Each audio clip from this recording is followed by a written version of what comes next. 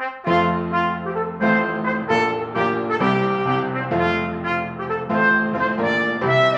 everybody. Thanks for joining us for Politically Incorrect Knitters. I'm Deplorable Knitter, and I am joined, as always, by the fabulous and wonderful Anne Pinkava. Hi, Anne.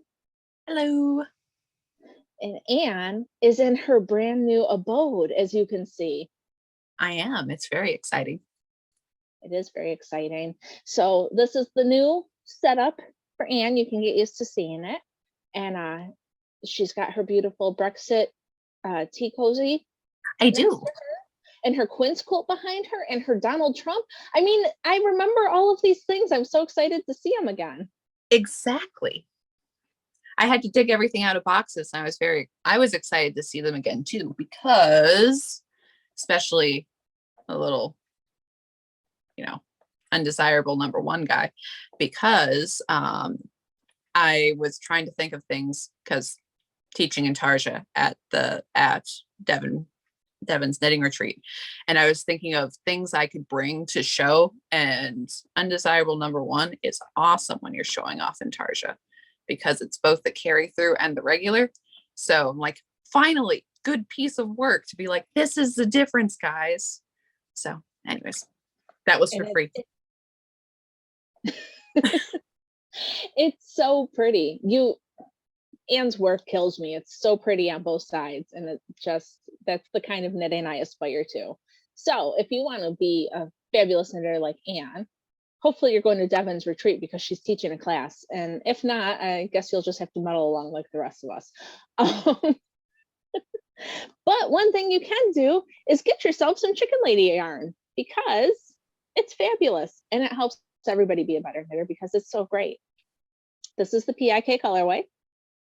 So you can enter to win the PIK yarn this month. Comment on the video to be entered. And if you don't want to wait, you can get anything in her store using our code SNOW20PIK. And I just wanted to show you guys this too. This is a vase that my husband got me, 30 years ago when we started dating. And I put in all of my mini skeins. I had more than just the Advent ones from Chicken Lady. And I'm just going to keep this on my dresser now, because when I take these little skeins and I put them in my little yarn storage here, they get lost. And so now I'm going to have them like a little piece of art so that I can enjoy it. But they're all these beautiful, beautiful colors. There's some really pretty greens, Mr. Green, and the Secret Garden's in her shop now, and Charlotte's Web, which is this one right here. Yep, Charlotte's Web skeins out. Yep. So beautiful, beautiful yarn. You guys can get yourself some. Tabitha didn't even have to fight anybody. She was going for Charlotte's Web. Oh yeah. Yeah.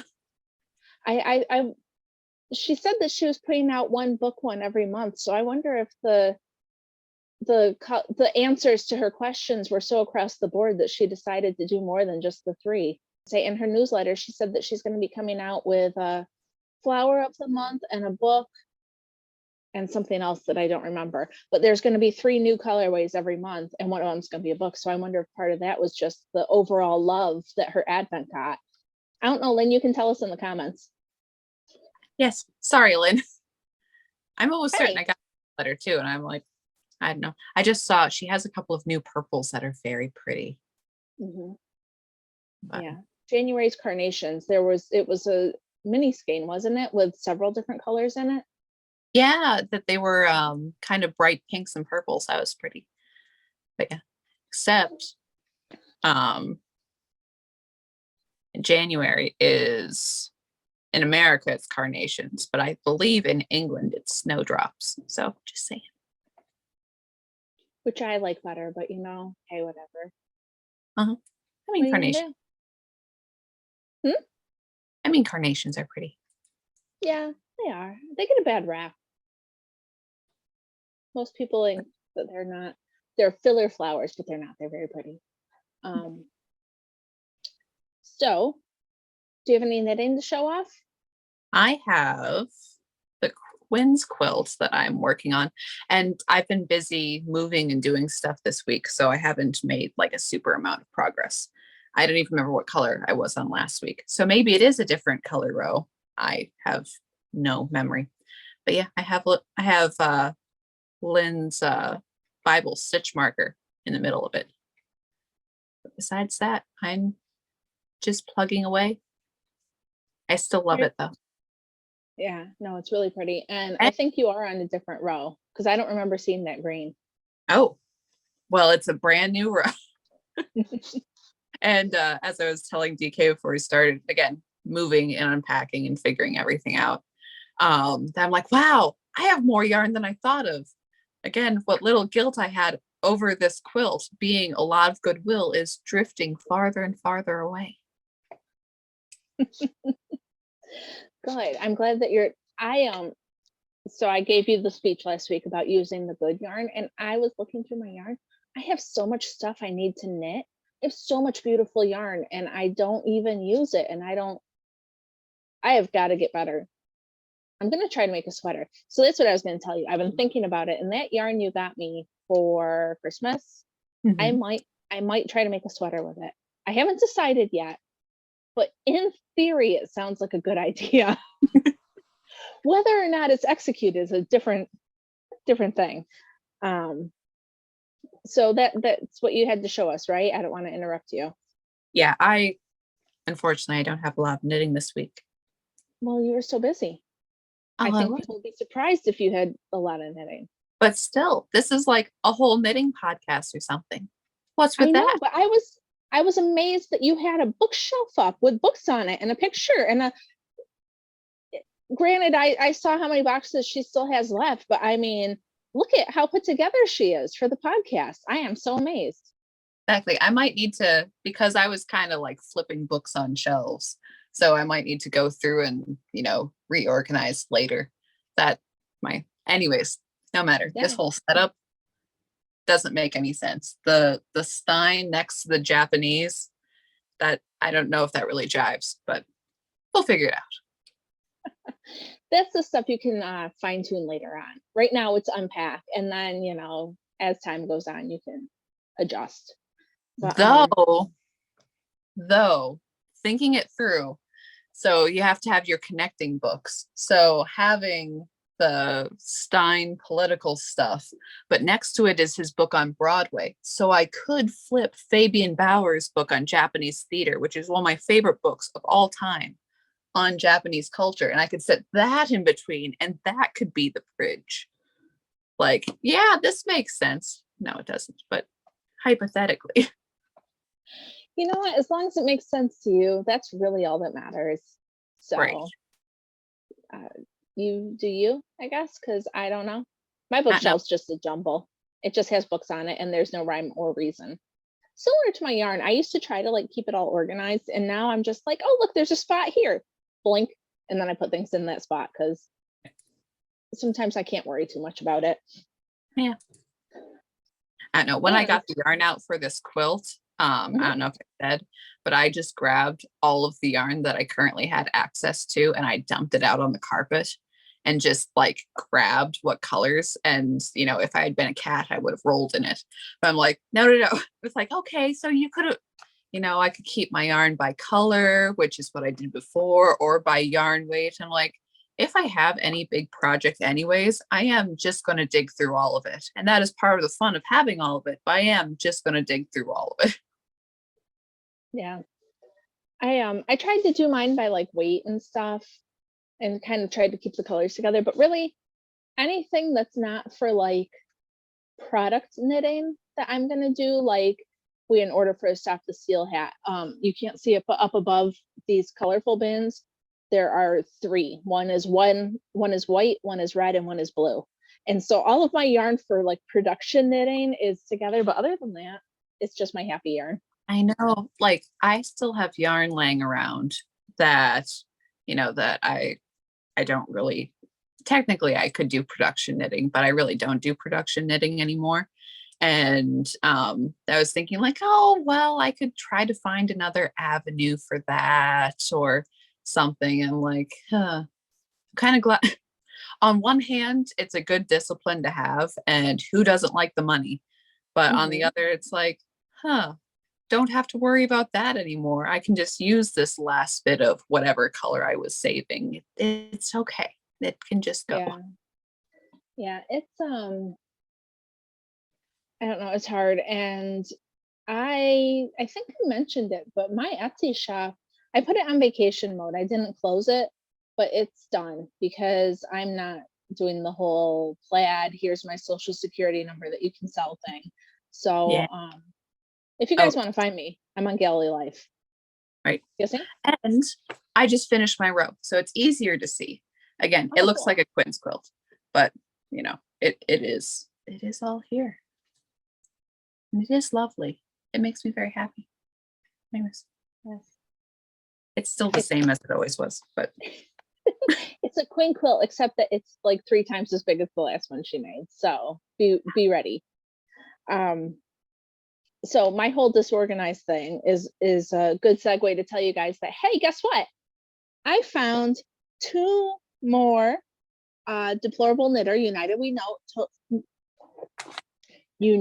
Knit tote bags with blue handles on them. And I'm not offering these anymore because the place that I was using, they used to do this really awesome printing where they would like laser print right onto your thing, and it's not that plastic like you get in a lot of things, and it was really awesome and I love the quality. And they went to like screen printing huge pictures on, and I got some with like the letters were peeling off and stuff, so I don't use them anymore. So the fact that I found these is good for you guys because I got 2 more. Because unless I can find somebody who offers really awesome quality like that again, I won't have them. Because everything's expensive now, and I'm not going to ask you guys to buy something that's not going to last, right? So 2 of these in my Galilee Life shop. The link is in the description below. So if you want one, get one, because until I find a new one, until I find a new person, that's what I got. Sorry, my nose is itchy. And then my knitting this week has been, I should have more done, but this is life sometimes. So I have a friend that works at a group home, and she commissioned me to make sets for all the people that live in the home. So I have to make 6 hats and 6 cowls for the residents, and they're all different. So like the one guy is getting a black hat, which you barely can see because I'm wearing black, and yeah. And then somebody is getting a gray hat. There's this lovely pink one. And then I'm halfway through this like lovely lavender color, lilac, whatever that is. And I have a red one to make. And then the other one, they weren't specific on colors. So I think I can kind of dig through and see, because I'm trying to make them, even though they're all going to be similar. I mean, I'm using bulky yarn, so they knit up kind of quick and stuff.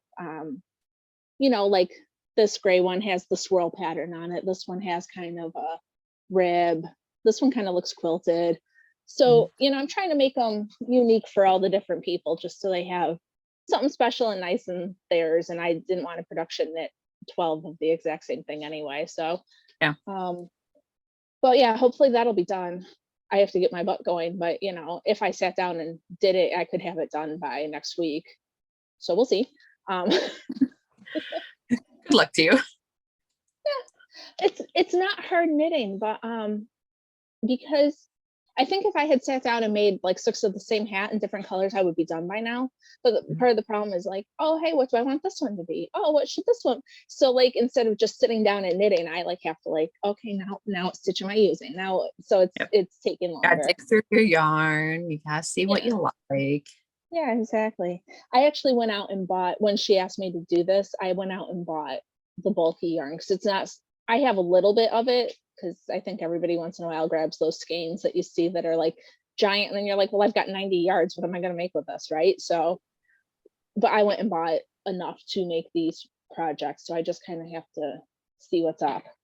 And then on a totally unrelated note, I wanted to show you guys this because it's fun, and my kids and I have been having a lot of fun. So I made my kids Harry Potter and the Chamber of Secret lap books because we've been listening to the audiobooks together. And look at how fun they are. They've got little things, and they open up, and they have to answer little questions about the different chapters. Oh, nice. So that they can learn something, and like Yeah, so they're all different things. Isn't that kind of cool? That is cool. It took me like 3 hours to put these together though. There was a lot of glue, and then I was using the glue stick at the table, and then after a while, because you get off the edge just a tad, then my papers were sticking to the table. I'd peel them off, and it turned into a thing. But so it just talks about all different kinds of things about the books, so that they are not, and they're excited to have them while they're listening to it. So that's fun. It's just 3 folders, and I bought the whole thing to make these for $4. It was on Teachers Pay Teachers. But Nice. I had never known about lap books until I helped in a class at co-op.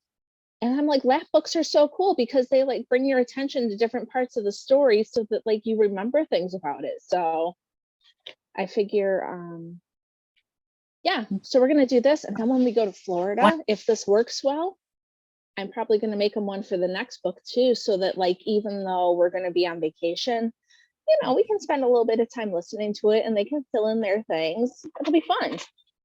We'll That'd see. be nice. Yeah, I because was if we're about gonna to say, listen to the book, back in my day, we just had to reread the rest of the books every time the next one came out. well, obviously, That's how we remembered. My oldest, we listened to the audiobook, and then we watched the movie, and then for Christmas they got the illustrated Harry Potter book. It is gorgeous, and now they're reading it again. And so I think that they'll still read them, but it's just they asked to listen to Harry Potter, so if I can make it be part of school without people complaining, then let's do it, right? Makes sense. Some good vocab and some British practice, but anything, practice writing, practice listening. I've got some sheets that ask about like, oh, they said some British term, what does that mean in English? What does that mean in our English? How would we say that? So it's just kind of having them pay a little bit extra attention, which is not bad. You could even be the ultimate homeschool teacher and talk about the Latin root words for the spells. Yeah, I could, but I don't know that. So,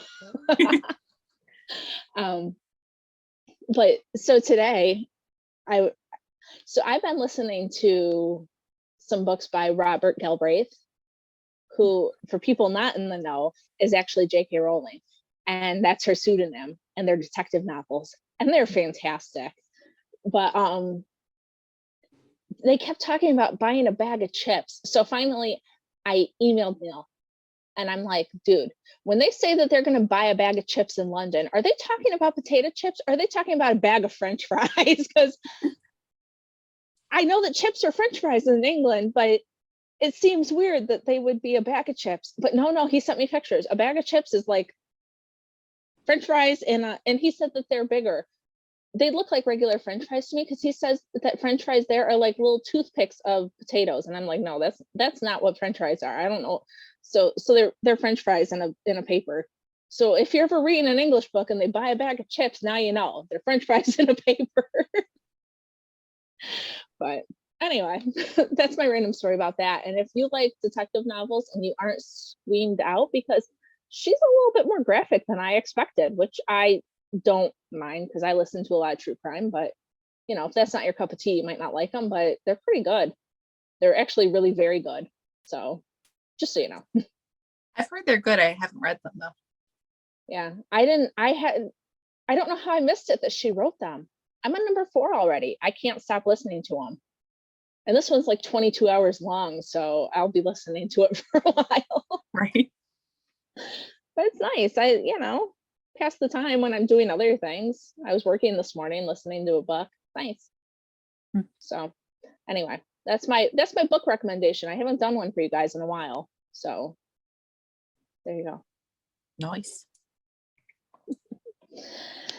So I listened to the news, and things are happening, but I don't feel like new stuff is happening per se. Like there's a lot of talk about Biden and his confidential documents, and I guess the general consensus is that that's how they're going to get rid of him now.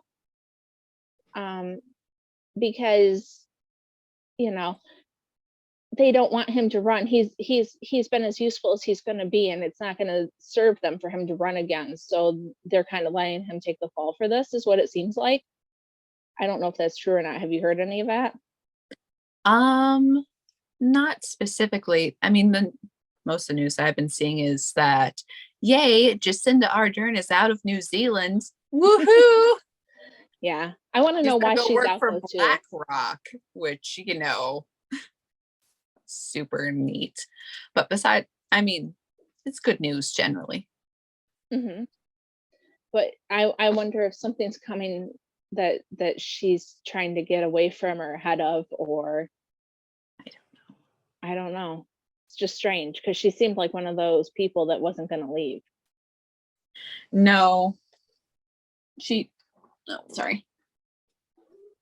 No, I mean, I'm not as up on New Zealand politics as, perhaps I should be to commentate on it. But Marie Buskey was very, very happy. So yeah, well, that was my thought. Is that if we want to, yeah, if we want to know more, we should definitely ask Marie to listen, because I don't know all the things about that either. Mm-hmm.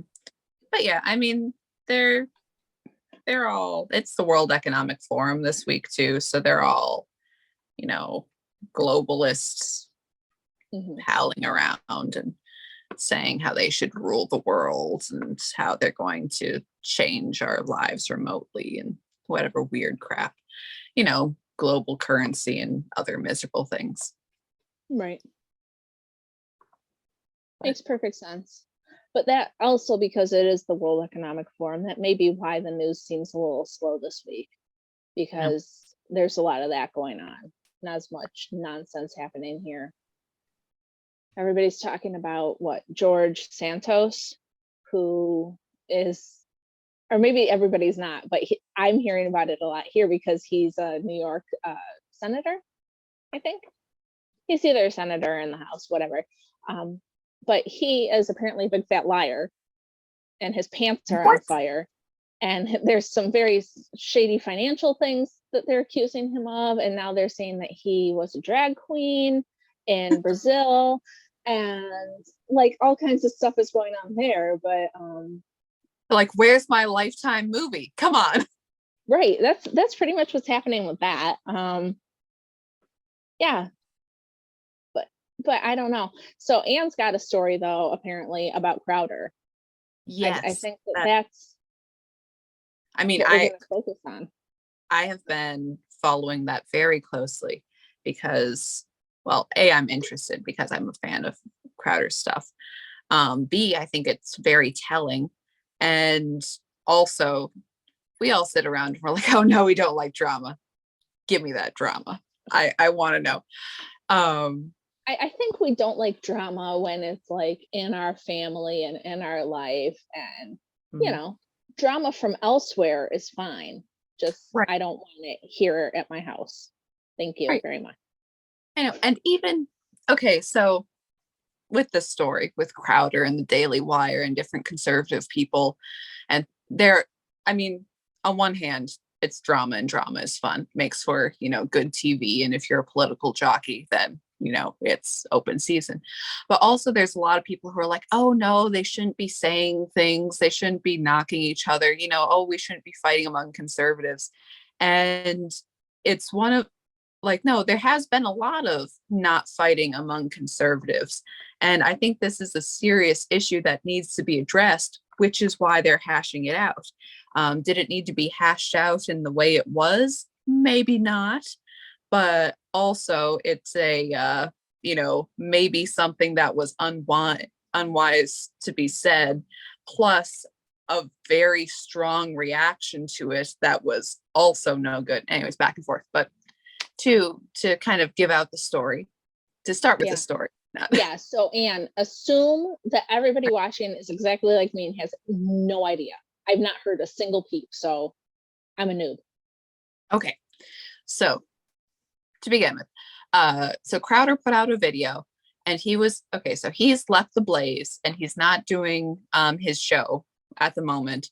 And he had said before about how he was fielding offers from people, but he was also kind of considering, you know, doing his own thing, but also bringing other people on to doing his own thing. So he starts out by saying, okay, this is the kind of contract that is considered common in conservative circles right now, and it's horrible. And he redacted the names. And what really kind of put him forward is the entire point of his video basically was like, this was the contract that they're giving me, someone who is well known. What about all of the new guys, all of the new people coming in, you know, who either, you know, he said in his video, do not sign these contracts, at least get a lawyer to look at it.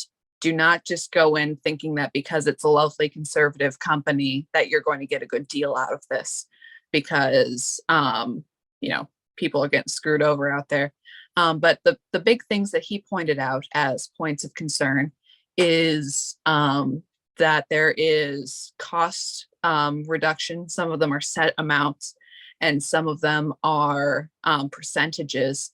There's cost reduction if you miss shows, if you don't give your set amount of shows per year, or if you're sick over amount of time, or there was like a catastrophic, like if you got hit by a bus. I don't remember if he said that in his, or if Jeremy Boring said that in his reply video, but that like, okay, Crowder said it because he said that it was like, okay, well, if you get in a car accident, then we won't dock you, but it'll be at our discretion and stuff like that. But the big one was, let's say you're on, okay, let's say you, conservative commentator, and you're out there and you are on all of the social media platforms. Okay. You are on YouTube and Spotify and Facebook and Instagram and TikTok, and you're just on all of them. Okay. If you're kicked off Facebook, you're down a percentage. If you're kicked off YouTube or you're demonetized on YouTube, you're down 25%. That they will take whatever your fee is and they'll cut it down. If you're booted off Instagram, if you're any of these, and if over half of your sponsors get rid of you, then you're out all of that money too.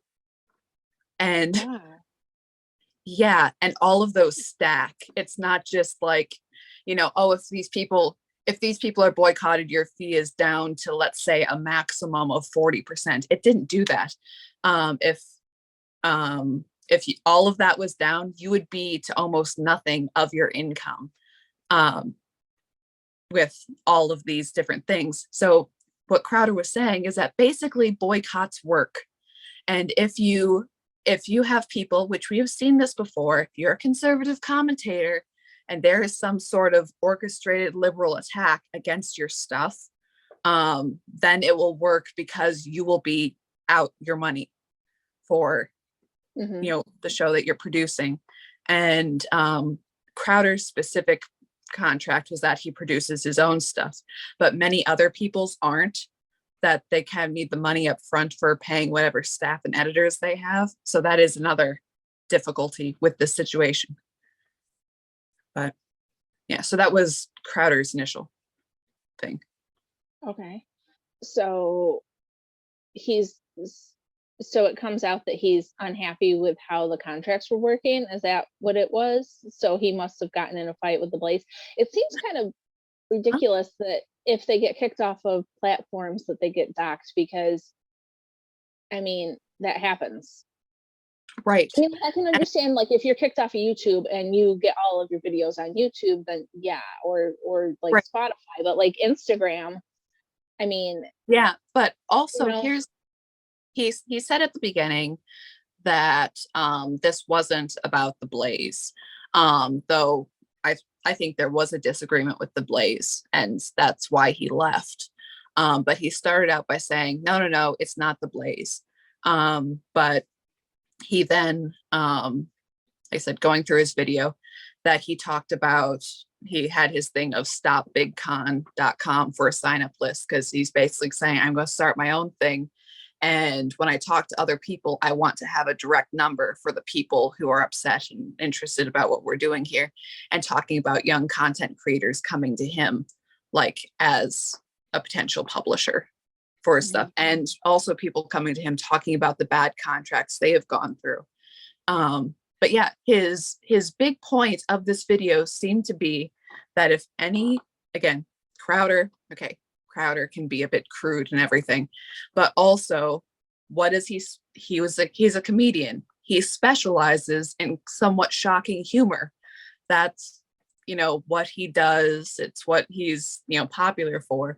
It's what appeals to his specific demographic, of 20 to 30-year-olds is a huge thing that a lot of other shows don't reach. But because he was able to go out there and do the Change My Minds, to go undercover and do protests, to do things that would get him in trouble and, got him demonetized eventually, because he, and he's always doing these legal things against big tech and all of this stuff, that specific battle. What he is saying is that you are not given the creative freedom in order to become Steven Crowder, or in order to become any sort of a big name, that you cannot be yourself enough and have the freedom of speech to do what it takes to become that in whatever direction you want to do that, if you sign the contract that conservative companies are giving you. And that was his sort of big point. It's interesting. I had no idea that any of this was going on. Right. So video 2, sorry, come in Jeremy Boring, who is CEO of the Daily Wire, I think joint with Ben Shapiro, but generally in charge. And so that's not who he left, though. He left the Blaze. He left the the Blaze. Daily Wire is just a different company that is also coming into this. Okay. Another very large conservative company. Right. Also, both of them are owned by billionaires, by the way. And I've said before, anyways, I'll leave the bit with the Blaze, because like I said, Blaze bought by CRTV, with Carrie Katz, who, by the way, Mark Stein, who has had 2 heart attacks, the guy who is the big financial pool of the Blaze, said that, now that, again, Carrie Katz lost his lawsuit, won't pay up, is doubling and suing him again, and now said that he has to appear in court, while he's convalescing in France. Like, no, you have to come to America in court right now. So that sucks. Though Stein's French doctor said that he will write a very lovely note, and said that he couldn't possibly go to America. In fact, he can go to every country except America, doctor said. Anyways, but that's just a little side drama. And also, okay, with Carrie Katz and with, we have heard from other content creators before, like Laura Southern did a video, and all of these different things, that this sort of, there's stories everywhere and there's jerks everywhere. And every content creator, there's people who are unhappy with, how Crowder treated them. There's people who are unhappy with Tim Pool. There's going to be stories like this from everybody. Okay. But at the same time, having a system set up of, we're all on the same team, guys. Yeah, except we're not. That we're not like having any sort of system for you to work and to grow in. Yeah, that sucks. Anyways, Jeremy Boring, he comes out with his video and he says that, by the way, it was us, it was our deal, and it was very bad of Crowder, when we're such good friends and in such good faith, for him to talk about the deal on the internet like this, and to say that we're in any way in bed with big tech, and anything like this. And he repeated it several times throughout the video, but we offered you $10 million for 4 years, Stephen. Was that not good enough for you? And he kept, Wow. yeah. And no, Crowder had not said how much money he was offered. He did say how big some of the fees were to it, which you can kind of guess that he was making a lot of money by that amount of fees. But again, did not say who it was. And he also said that he got several similar contracts from different people. So yeah, Daily Wire just outed him and saying it's us. And, you know, we respect Stephen. We want him to do well and, you know, subscribe to Mug Club and wherever, you know, he's going, you should be with him. But this was, you know, not a very good move for a friend to do that. And it was, I don't know, obviously I'm biased. I like Stephen better. I'm biased. I like Stephen better than the Daily Wire people. I know Daily Wire people that some people love him, some people hate him, some people love individual people and not necessarily the company. Whatever, cool. Mhm. But it was very much a, you know, I can't believe as friends he's blasting this all over the internet. We do this, and you know, Stephen, he could have just gone through with his lawyer and, you know, fixed up this contract, kind of admitting that it's a crap contract. And also, Yeah. and all is like, well, no two contracts are the same. Though Candace Owens came out blazing against Crowder and calling him quite a few names, but said that her contract was quite similar and what was his deal. But it was also oh Stephen, Stephen, you wanted more money. Well, wasn't this good enough for you? And wasn't it this and wasn't it that? And Crowder's point in his video was, what about the other people? Right. He never said that he wasn't happy with what he was offered. He was talking about the crap terms in the contract. Right. But okay, so Candace Owens and Crowder and Ben Shapiro, I heard nothing of this. Not a peep. I wonder how I did not hear any of it. Oh, it's pretty spicy. Also another part is that again, Jeremy Boring said that, you know, well, I called him and at first he just said, no, it's not going to work. Then he called me again. And he said, no, I'm really upset about this. And he kept saying, you know, his business plan, but he's just got to understand that as a company, you know, that it can't be just the company that takes the loss if we lose profit, that, you know, it also has to be the creator, that, you know, we can't, you know, we're building infrastructure. And he said that Stephen has never run a business, which was quite yikes. But also that it's like, well, he's always been on PJ Media or on Fox News or on The Blaze. He's never had his own thing. Which he had his own YouTube channel originally. He did work with other people, but it was still very, well, we're good friends, but you know, he was being irrational and I was the voice of reason, was the kind of intonation of what he was talking about. And oh, well, and I think he was just misunderstanding and misrepresenting. So all of this happens, and a lot of the Daily Wire people are getting very emotional about this. Candace Owens, like I said, went on full blast, not only saying that, you know, this is very privileged of Stephen for, you know, saying that $10 million isn't enough for 4 years, but, you know, wouldn't people who are struggling with grocery prices want that problem, sort of a thing. And it's like, Candace, he did not bring up the money. And again, perhaps he wanted more. You know, he has a large fan base. Maybe he's probably worth more. But the point was his point. Okay, again, sure. Stephen's playing for Stephen. We're all playing for our own team here. Politically Incorrect Knitters is playing for its own team. Not to deceive anybody here. But it's like the point that he was talking about, yeah, maybe he wants all of the little content creators to follow him and be a part of his team instead of being a part of your team. But they're totally missing the bit where the Daily Wire is not building up its stable. It's not growing from new voices or young voices or teaching them or bringing them in. They are just putting all of their money on horses that are already fast. They do not have a long-term strategy. They're just saying, oh, you're a name, we'll take you. They're not saying, okay, so we're going to give a chance to this guy and give a chance to this guy. But if they get some pressure from the outside, well, then buddy, you're on your own. Sorry about that one. And also that if all of the content you make for the Daily Wire, they own in perpetuity.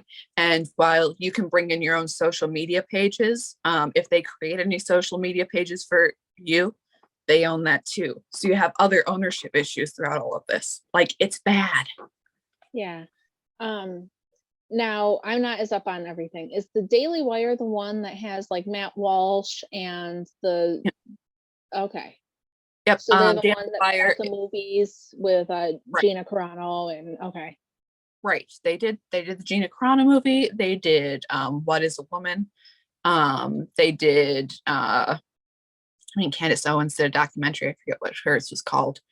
But yeah, they put out a thing. You have Michael Knowles and Andrew Clavin and Matt Walsh, like you said. Mm-hmm. But yeah, that Ben Shapiro, that general group of people is Jordan Peterson on there. I mean, there's a whole bunch of people. Jordan Peterson is on it, which there was a little bit of a micro scandal because Jordan Peterson had reposted Crowder's original video and then deleted it. Oops. So and that was before the Daily Wire came out with their video. So there was speculation of if that was the Daily Wire and if they had control of Jordan Peterson's social media, which they didn't. But still, that was what happened there? So Candace Owens went on Tim Pool's show and went from, that Crowder shouldn't say, wage slaves or whatever else, and that's just stupid of him, to going full blast. No, it's really Crowder who is the jerk. It's all about him. It's all about the money, this and that, and he should release the NDAs for his own former employees, and this is a problem. Which, okay, again, if you watch Crowder's show, you know that he has a fairly high turnover rate of people. So again, maybe he's not the best boss himself, but Candace going full, when they were all happy and smiling when the Daily Wire and Crowder did a crossover on election night and everything was fine, to this is it, Stephen. And by the way, I couldn't say that I didn't like you before this specific incident, where he might have implied, even though in his video he didn't name any names, that Daily Wire people might be sellouts in some extent, that the slightest hint of that, she went off. And it was, I don't know, I didn't think she came off well. And not only that, but Ben Shapiro has put out videos that are not nice. And Matt Walsh, okay, and again, if you like these people, I don't mean, look, if you like these people, you like these people. I don't. And again, it's not to say that these people aren't good or haven't done good things. Matt Walsh retweeted someone in glowing praise of himself, saying that Matt Walsh was more important to the conservative movement than Crowder ever was, which is not very becoming. Let's just say that. And it's stupid too, because look, Matt Walsh put out What is a Woman, and that is awesome. And he's been doing. I really like his work. I think that he's really getting into stuff that people don't necessarily want to talk about. So right. It's not. Right. It's not as if the Daily Wire isn't doing good stuff. They're, again, putting out What is a Woman and pushing back on school boards and on vax mandates and whatever. But it's like, but also Crowder has done good stuff. He's been pushing back on big tech censorship. He's been doing lawsuits that way. So he's been getting stuff out. It's like, girls, you're both pretty.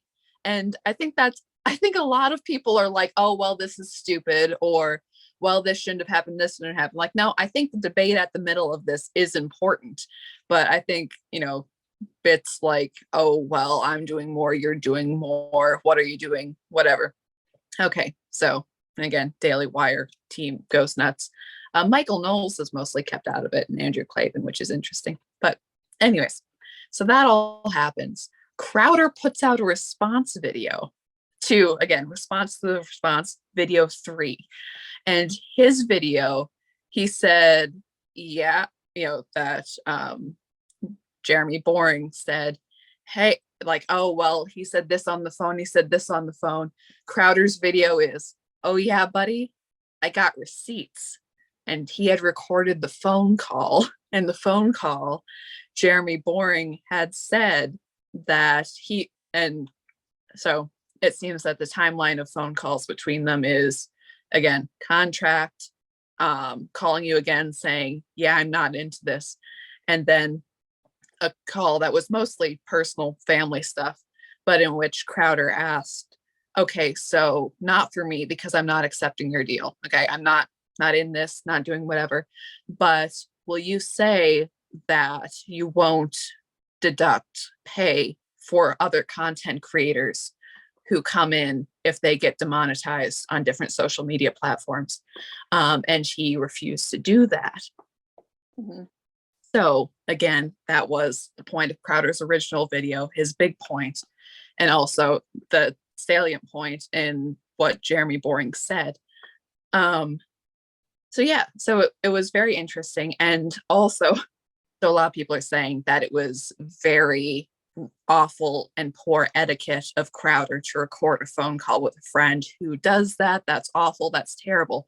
But also it's like that, how else are you going to say, hi, this is the problem, and this is a specific problem that I want to change, that I'm going to bat for. This needs to stop. And again, like how are you going to turn around and say, hey, this needs to change? And again, it might be for his own, if he's going to launch a network or whatever, but still, it's a very important point, I think. It's really interesting. I had no idea any of it happened. Are there any more videos, or is that all? As of right now, mid-afternoon on Friday, that is where we're at. And yeah, and also with the first video, I thought it was interesting that Tim Pool, ever does he wish to seem wise, that Tim Pool came out and said, yeah, you're totally right about conservative media, I'm with you, bro. And which is also funny because, again, look, anybody who is big, people have stories against them. And Tim Pool, who narrowly escaped his own drama by having Kanye West on his show, which was right after Adam Krigler said, hey, dude, having affairs with your married producer, not cool. And kind of that stuff came out about with Tim Pool. Right. But yeah, so he had Candace on, but he's the voice of reason, but he had Candace on yesterday and Crowder on Monday. So it's going to be big. Unless Crowder said, I don't expect Crowder to do this. But unless Crowder said that you're knocking, that Candace insults me so much, I'm not going to come on. But, he's a big boy. I think he'll be fine. I think he'll be fine. Yeah, I know you love Crowder, but he's not generally my cup of tea. But I don't think I listen to as many conservative pundits as you do in general anyway. So, I tend to get my news from other places. I mean, I get it from a lot of different people, but I don't have someone like Crowder that I religiously listen to. So it's a little right. And it's one of those things too that, okay, there's plenty of people to watch. And like I said about Crowder being crude or whatever. And it's like, yes, he is. And yes, that's not necessarily preferred medium. And personally, this is just my own separate total thing, is that I think that hurts the younger demographic. So his mostly people who listen to him are, between 20 and 40 years old, about that range. And having more boisterous, shocking humor is good for that. But I think that kind of hurts, anyone like the children, elementary through high school, because I think the best way to teach conservatism to kids is to just have the news playing and talk about it. And you're not going to watch his show with kids, or you really shouldn't. I'll say that. So I mean, and again, everybody has their own niche market. But on one hand, it's like, well, he's very funny, but I mean, it's his show and he is successful for a reason. So not to knock him on that, but also it's like, some of your clips I'd love to say because his opinions are very sensible and he always presents solutions, which is excellent. It's like, I can't share this where like my various relatives would see because they'd be shocked. But anyways, I really enjoyed his show for all of that. Yeah. Yeah, I'm not bothered by the humor at all. You've met my husband, but but I just, yeah, he's just not one that I've been drawn to.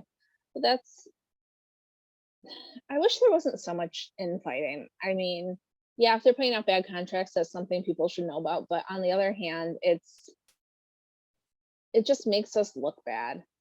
It's I just know. us picking and prodding, and we need to get over I it. know. But I mean, on one hand, I mean, Crowder's been a team player for a while, you know, from you can kind of tell that him leaving the Blaze, that there was a fight there, but it's like, okay, not dissing them, everything's good, stepping away, fine. And Right. it's the Reagan's 11th commandment that thou shalt not speak ill of another conservative. But I think, I don't know, I think there is a certain level of no one's going to fix their crap unless somebody calls them out on it. So on one hand, it's like, oh, it's rude and you shouldn't be infighting. But on the other, it's like like I said, you're trying to build something. You're trying to, you know, get people going. And unless somebody says something, you know, you're going to have these same pervasive problems. And not only and having these problems will hurt us in the long run. And thinking in that long run way can only help us in the future. I hope. I mean, Yeah. hope it all turns out. I hope so too. But yeah, in the meantime, keep knitting. Right? And if you want to win fabulous yarn, we're giving away this skein of PIK MCN from Chicken Lady Fiber Arts. You can comment to win. And if you can't wait, if you're dying to get your hands on new yarn right this second, then use the code SNOW20PIK to get 20% off your order from Chicken Lady. And if you want to connect with me personally, my Patreon's finally open. I've got a Discord channel. I've got posts up.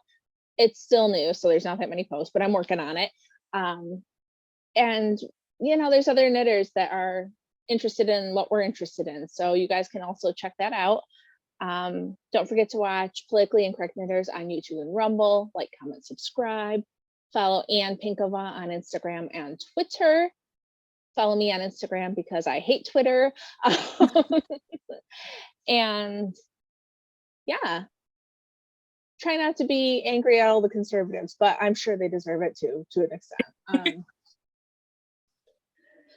So thanks for hanging out with us this week. We'll see you again soon. All right. See you then, guys. All right, bye.